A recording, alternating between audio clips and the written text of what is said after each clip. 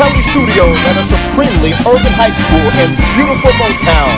The school day's most exciting hour, fantastic academics, the fabulous English language arts class. Reading, literature, comprehension, come on down. Grammatical convention, come on down. Vocabulary acquisition, come on down. And writing mechanism, come on down. These are the 4 main contestants in ELA. And now, here is the instructor of high school English, Professor Kelly.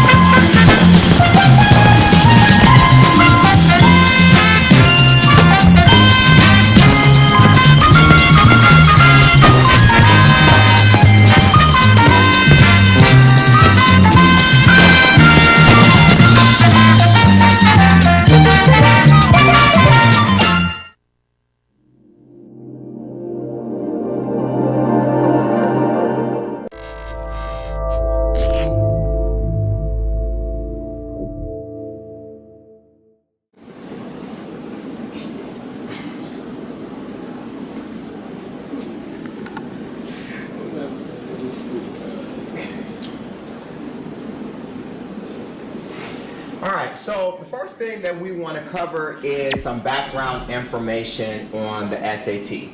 You know, of course, we can get to the questions and the drills and the strategies and whatnot, but the first thing is some background information.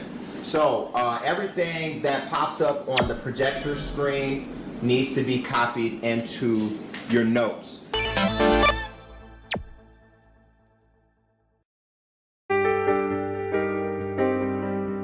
Affirmative action began as riot control. Harlem was up in flames. Bed-Stuy was up in flames. Newark was up in flames. And if we don't do something to bring in young black people to the mainstream economically and educationally, we're not sure the society will hold together. The words affirmative action initially were attempts to deal with discrimination that African Americans face in the labor market. There were executive orders by President Kennedy and President Johnson which said employers had to make a good faith effort to use affirmative action in their hiring and recruitment policies, which meant they were going to try to recruit people who had once been discriminated against. I have some very sad news for all of you, and that is that Martin Luther King was shot and was killed tonight in Memphis. After the assassination of Dr. King, there were riots in 60 American cities simultaneously. The leaders of the society, whether they were in government, business, or academia, said, this society can't hold together if black people are burning the cities. And they're burning the cities because they feel excluded. So we've got to bring them into our workplace, we got to bring them into our educational institutions, we got to let them feel that they have a stake in the society. It was a very effective response to urban unrest. Hundreds of thousands of people being hired by major corporations who wouldn't have been hired. You had colleges admitting large numbers of black students who previously only admitted a handful. It really changed the country. But it wasn't done because of a sudden burst of conscience. It was done out of fear that the society was falling apart. And when the fear passed, the sense of urgency about recruiting those large numbers of people started to dissipate as well.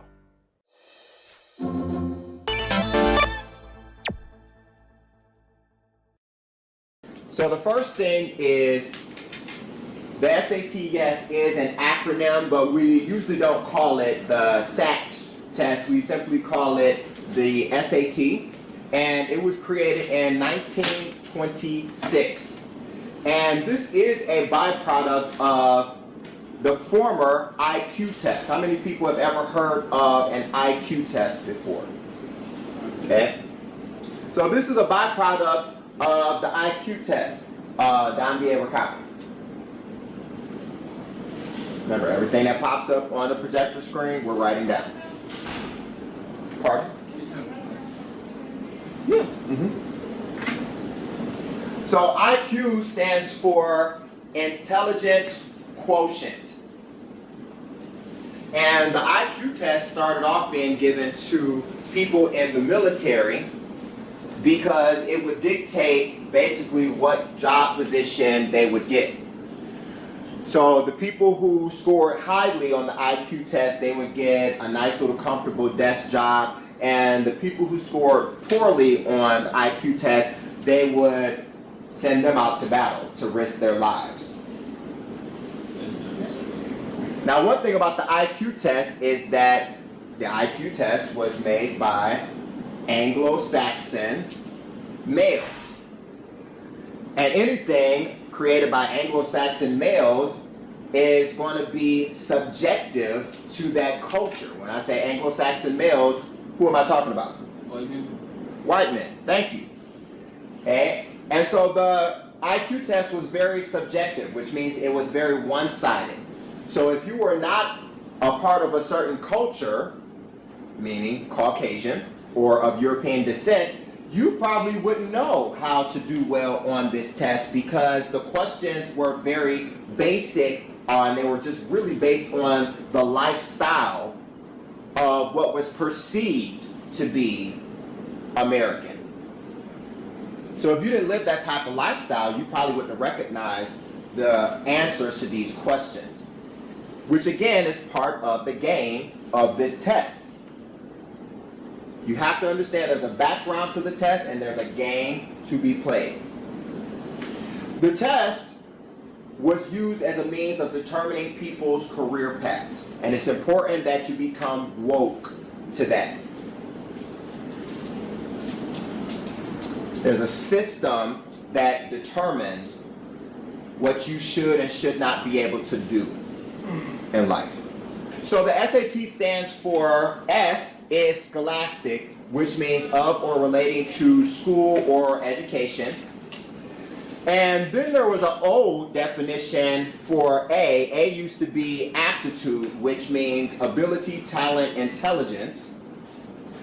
But then they adopted the new version of A, which now stands for assessment, which an assessment is an appraisal or evaluation of you. And T is for test. The SAT is designed to measure what research indicates are essential academic requirements for college and career readiness in reading and writing and in math. Okay, let's copy that down. That is the purpose of this test. And I actually have it up here on the projector screen as well, or you can copy it from the book. But the purpose of this test is it is designed to measure what research indicates are essential academic requirements for college and career readiness. Again, we're copying that down. Either you're copying it from the book or you're copying it from the projector screen, but I should see pencils or pens up. So if you don't do well on this test, I don't want you to lose faith in yourself. I don't want you to think that you're a failure, and I especially don't want you to think that success is not in your future. Because a standardized test based on whatever their research is comprised of, we don't even know what their research is comprised of. We don't know what they've done studies or performed studies on. But a standardized test cannot predict the trajectory of your life.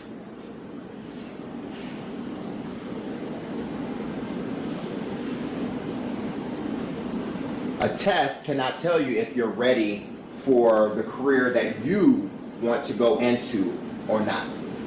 But if the career that you want to go into needs a college degree, and if your college wants part of your admissions to be based on an S.A.T or standardized test score, then you got to learn how to play the game, again, the way that the game is played.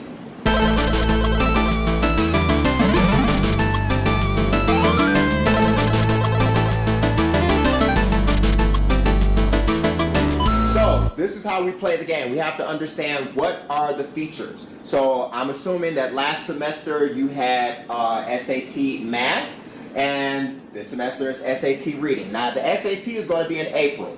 It's going to be in mid-April. And remember, on the Teams page is the syllabus.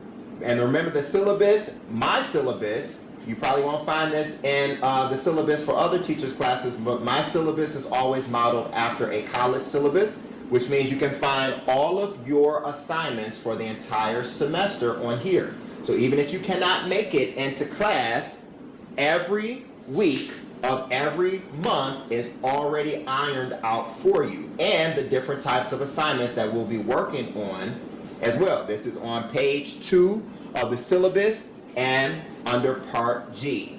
And this is the assignment breakdown. So one of the things that I put on here for you is that in mid-April, that's when you all are supposed to be taking the S.A.T. So the S.A.T recommends that you have at least about 2.5 months to practice, and that's basically what we have. It's about 2.5 months. So we want to make sure that we stay on track with that. So again, if you can't come to class, all of this stuff will be posted on the Teams page, and if you were here yesterday, you know that you do have homework that's due on Monday. That homework is called vocabulary. And your vocabulary is already on the Teams page. Remember, don't ever check assignments or classwork or grades or any of that stuff. Always check under General and Post. Everything is only under General and Post on the Teams page. And so this week, what we wanted to focus on was Chapter 2, your pre-test, and then your vocabulary homework. But your S.A.T will be in April. So we have more than enough time to make it through, and we will make it through all of these chapters as I have planned out for us. So each week we're working on something specific from this book. Now, here's the breakdown of the features. Let's go ahead and continue copying this down. There's a total of 54 questions. Again, I should see pencils up. Pencils up. We're copying.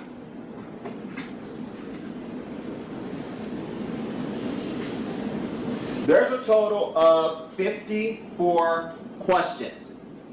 That pre-assessment that I gave you, that's only half of the test. Half of the test is considered one module. So each module, you get 2 modules. Each module is 27 questions, and you get a total of 64 minutes. A total of 64 minutes. Now on this pre-assessment, obviously I'm allowing you to take it home and to take your time and to read the questions and all the answers and to really think and to do your best, because we really want to know, meaning you and I, where you start off at, so you can track your growth. But just know you're not going to be able to just take your time on it. 64 minutes is the total time for both modules. You only get 32 minutes per module. That averages out to being about 1 minute and 19 seconds per question. Some people, based on their reading skills, can barely make it through a couple of sentences in that time period. And that's again why we're constantly working on reading and vocabulary. So just like next week, we'll be starting The Great Gatsby. We have to get better and faster at our reading, and we have to be able to recognize more grade level appropriate words. Your first module is linear. Linear means that it doesn't change. How many people have ever heard of an adaptive assessment though? Anyone ever heard of an adaptive assessment? You may have taken an adaptive assessment before.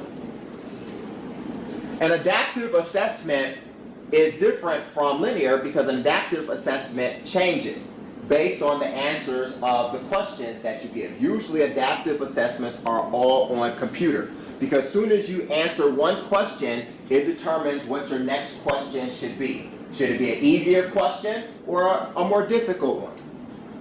So if you totally bomb a question, it's going to say, wow, this person didn't know that at all. Let's try an easier question. That sounds like I really. So iReady, I believe, is an adaptive assessment. And so it keeps changing itself. Now, the S.A.T. is not exactly a full and complete adaptive assessment because it only adapts after the first module. So the first module is still the regular S.A.T.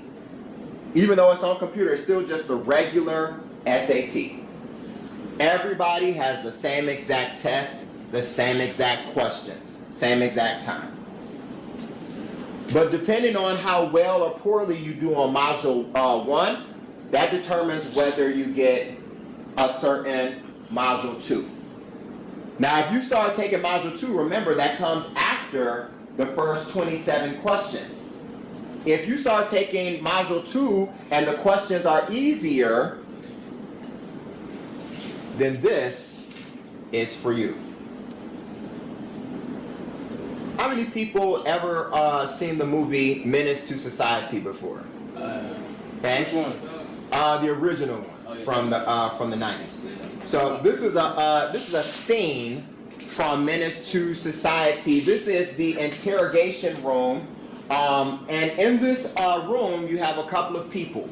But I want you to envision the person being interrogated as you, and the interrogator as the S.A.T. Okay, the person asking the questions is the S.A.T. Person answering the questions is you.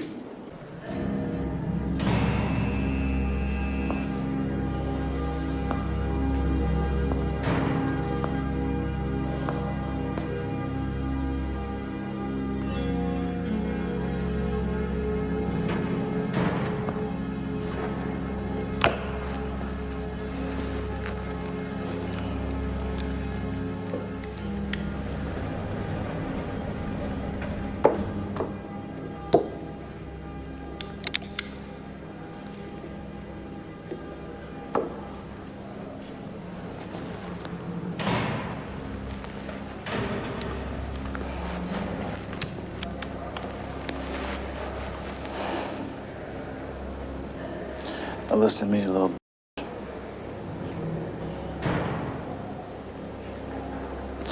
I'm going to ask you some real simple questions, and I want some real simple answers. You understand?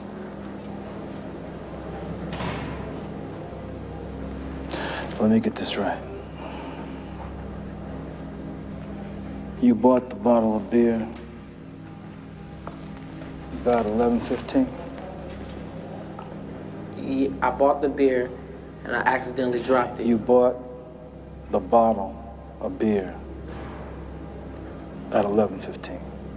At 11:15. 11:15. Then why wasn't the bottle cleaned up? Why did we find it still there, spilled on the floor after the shoot? After we was leaving, after I left, other people was coming in. When we was leaving. But you don't remember what they. But they looked. But you bought the bottle of beer, definitely, at 12:15. Yeah, it was 12:15. Exact. If I'm not mistaken, it was. Now you see something. Now you see now. You done f***ed up. You know that, don't you? I See what I'm saying? I thought. No, so you know what I'm saying? That you done f***ed up. Now you know that, don't you? The more questions that cop asked, the more I thought I wasn't gonna never see daylight again. Okay, so if you make it to module number 2 and the questions get significantly easier, then you know you done messed up on module number 1. You know you have done pretty poorly on module number 1 because they've decided to give you easier questions. That doesn't mean that you should quit or give up. but just know that you did not do so good. Now, if the questions get more difficult, then you've done pretty decently on module number 1, and they want to challenge you. So they've adapted it to something more challenging. Now, this is the part that usually gets you all caught up. Again, I told you all your attention span is what's going to get you caught up, because you're not going to be used to standing still for long periods of time and listening and reading and still actually paying attention and focusing. But also the time is going to get you, and then also the subject matter is going to get you. So you might be thinking, why do they only test in reading, writing, and math? Well, they don't. And there are other subject areas as well. So yeah, there'll be literature in there because of reading, but also some of the reading is based on history and social studies. It's based on some of the humanities, okay, which can be an array of different topics. Then also science works its way in there as well. But the most important thing is it's going to give you a whole bunch of unnecessary information. Do not get caught up on the information. Don't get caught up on, okay, they said this theorist's name is, how do you pronounce his name? I don't know how to say this name. It's Abagram. Don't worry about the name. Who cares about the name? Move on to what the question is asking you. You're wasting time. Remember, you only get 1 minute and 19 seconds per question. Move on. Get to what the question is asking you. It's going to give you a whole bunch of unnecessary information on these subjects. Get to what the question is asking.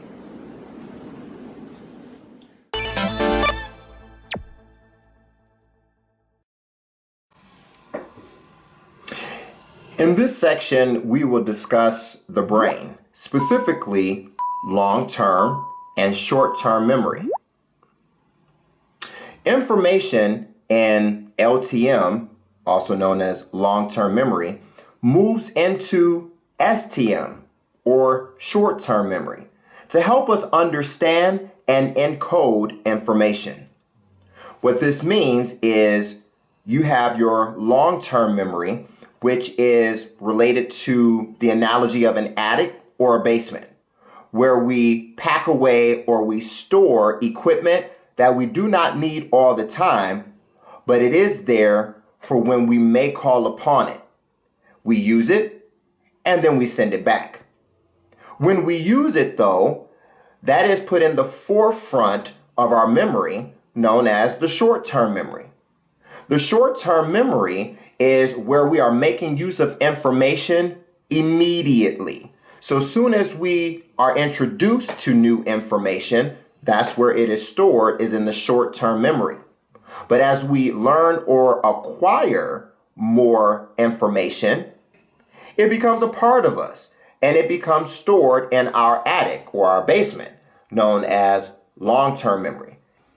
And the more knowledge about a particular topic we have in LTM or long-term memory, the easier it is to understand and encode information in short-term memory or STM.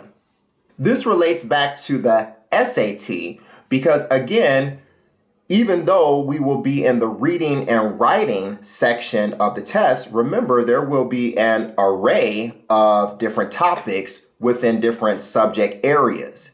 And so some of those topics and a lot of that information may be completely new to you. And so you may feel the need to utilize a lot of time in order to make sense out of it. But remember, you only get 1 minute and 19 seconds to maneuver from one question to another. So make sure that you're actually gravitating towards what the question is asking you and not trying to decipher through a bunch of unnecessary information chunks. Because again, it may take you a while to understand that information if you don't have it in your long-term memory to call upon. For example, Professor Abrams knows a lot about educational psychology. When he encounters new information related to this topic, He is able to understand and encode it quickly and efficiently without much memory loss. It is not necessarily because his brain functions any better than yours does. It is because his long-term memory, or LTM, is full of educational psychology knowledge. This enables him to encode, store, and retrieve educational psychology information fairly easily. He knows exactly what to look for, where to store it, and how it relates to or is connected with other things. However, when this same brain is exposed to information about, say, for example, dendrology, encoding seems to be slow, inefficient, and labored with much memory loss and very little understanding. This is because a very little information in Professor Abrams' long-term memory, or LTM, is related to this subject. The same brain is interacting with both the educational psychology information and the dendrology information, yet meaning and understanding vary greatly. What is different is the type and amount of knowledge in long-term memory, or LTM. So again, it is natural that you may spend a decent amount of time on some of the subject area topics in the reading and writing section because the information is new to you. Do not allow yourself to spend that much time on it though, because the information is supposed to cause you to stumble at some point if you have never been introduced to it and you don't have it to call upon from your long-term memory. This is how our brain works.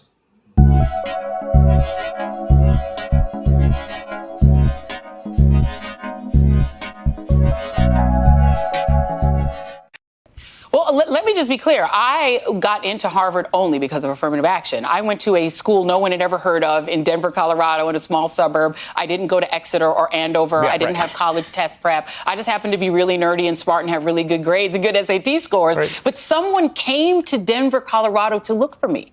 A Harvard recruiter flew to Denver, and I met up with her at the Village Inn restaurant and did a pre-interview to get to pull me into Harvard. I was pulled in, and the schools like Harvard and Yale that I got into affirmatively. Yes. And it was literally not saying we're going to take an unqualified person and put them in Harvard. Yes. We're going to take a very qualified person who we would never know existed and put them in Harvard. That's how I got there. That's how Ketanji got there. That's how Justice Jackson, I should say. Justice Jackson got there. It's how Clarence Thomas got there. Now let's cover the timeline of African American history. Here is the short abridged version. First, we have the transatlantic slave trade.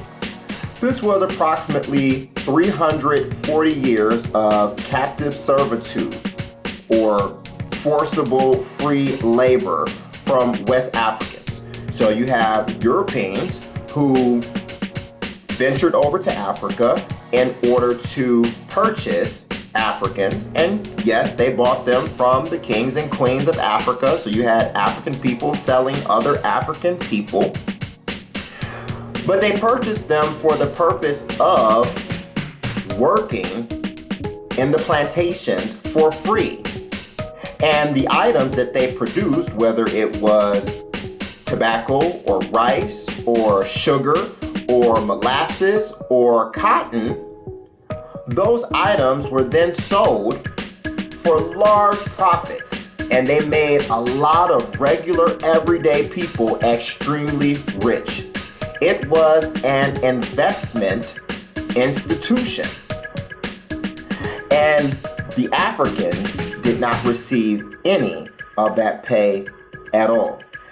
As a matter of fact, it was illegal for them to even receive an education. So this is where the breakdown of learning starts for Africans and then eventually African Americans. Next, you have the American Civil War. This took place in 1863, and this was a battle between the northern states of the United States versus the southern states of the United States over whether to end slavery or not. Of course, most states in the North had already outlawed slavery, and so they could not benefit from the free labor of captive Africans. But the southern states, many of them, relied upon that free labor and got, again, extremely wealthy off of it. Of course, the North did win the American Civil War, and as a result, there was the passing of the Constitution's 13th Amendment, which abolished slavery, the passage of the Constitution's 14th Amendment, which granted citizenship, and the passage of the Constitution's 15th Amendment, which guaranteed the right to vote to all male citizens. But then you had directly following the American Civil War, the Reconstruction era. And while one atrocity, like the institution of slavery, had ended, you had another one that was beginning. This was an attempt to physically and morally build the country back up. But what it ended up being was another system to keep black people down. You had something called black codes, which were laws that denied rights to African Americans. It would do things such as give them a citation if they were unemployed, but it would also prevent them from having certain types of employment. Also, it would prevent them from their constitutional right of serving as a juror in a trial. And so, if you had someone who did not have employment because certain types of employment was not offered to African Americans, and that particular person received a ticket or a citation, of course, they would not be able to pay it because they don't have employment. So then, when they are summoned to go to court for not paying that citation or ticket, they are met by an all-white jury, which in those days, majority of them were racist. So of course, the African American would be found guilty and sent to jail, which in those days, jail or prison looked very much like a plantation all over again. And so the black codes were meant to mimic slavery and to make life so hard that they would want to return to the plantations willingly. Then you had things like Jim Crow laws. Jim Crow laws produced segregation, specifically with the Plessy versus Ferguson Supreme Court ruling in 1896, which said that black and white people could not share the same amenities in public sectors. Not on trains or buses or schools or water fountains or theaters or restaurants. But then you had other means of keeping black people behind. There were things like tracking. Guidance counselors at school would persuade black and brown people to go into occupations that were more blue collar, which means that they used their hands, as opposed to going into occupations which were white collar, which were positions of authority and power. And then you had things like the S.A.T, which made life harder for the advancement of black people because a standardized test in those days, much like it is today, was very subjective. And it called out the things that Black people were not given an opportunity to learn. And it made use of those differences and kept them out of certain places like college and certain other opportunities like careers. But then what followed was the Civil Rights Movement, and this was primarily in the 1950s and 60s, and this was a series of protests and demonstrations and boycotts that brought attention to the injustices against Black people. It produced the Civil Rights Act of 1964 and even the executive order of 11-246 for equal employment opportunities and affirmative action. And if we define what that is, here is a brief history on affirmative action. Executive Order 10-925. On March 6 of 1961, President Kennedy, John F. Kennedy that is, issued Executive Order 10-925, which included a provision that government contractors, and I quote, take affirmative action to ensure that applicants are employed and employees are treated during employment without regard to their race, creed, color, or national origin. End quote. The intent of this executive order was to affirm the government's commitment to equal opportunity for all qualified persons and to take positive action to strengthen efforts to realize true equal opportunity for all. This executive order was superseded by Executive Order 11-246 in 1965. Now, President Trump, in 2025, has laid off all federal diversity, equity, and inclusion employees, or DEI, in a means to return to a merit-based society. This department was created to help level the playing field for minorities in education and the workplace. This week, I will also end the government policy of trying to socially engineer race and gender into every aspect of public and private life.